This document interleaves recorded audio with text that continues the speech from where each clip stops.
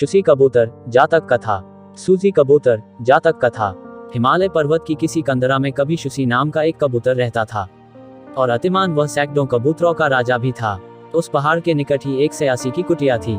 शुसी प्रायः उस सयासी के पास जाता और उसके प्रवचन का आनंद उठाया करता था। एक दिन वह सयासी अपनी उस कुटिया को छोड़ किसी दूसरी जगह चला गया। कुछ दिनों के बाद उसी कुटिया में एक पाखंडी व्यक्ति सयासी के भेष में आकर वाहवास करने लगा। वह आदमी अक्सर ही पास की बस्ती में जाता, लोगों को ठगता और उनके यहाँ अच्छे अच्छे भोजन कर सुविधापूर्वक जीवन बिताता। एक बार जब वह किसी धनिक व्यक्ति के घर में मांस आदि का भक्षण कर रहा था तो उसे कबूतर का मसालेदार मांस बहुत भाया। उसने यह निश्चय किया कि क्यों न वह अपनी कुटिया में जाकर आसपास के कबूतरों को पकड़ वैसा ही व्यंजन बनाए।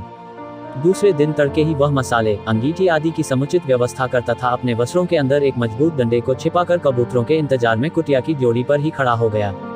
कुछ ही देर में उसने शुसी के नेतृत्व में कई कबूतरों को कुटिया के ऊपर उड़ते देखा।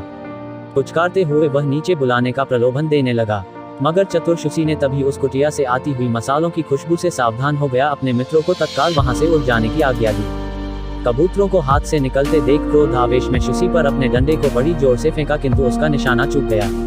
वह चिल्लाया, अरे जा, तू आज बच गया।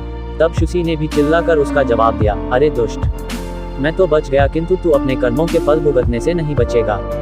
अब तू तत्काल इस पवित्र कुटिया को छोड़ कहीं दूर चला जा, वरना मैं बस्ती वालों के बीच तुम्हारा सारा भेद खोल दूंगा। शुसी के तेजस्वी वचनों को सुन वह पाखंडी उसी क्षण अपनी कुटिया और गठरी लेकर वहां से कहीं और खिसक गया।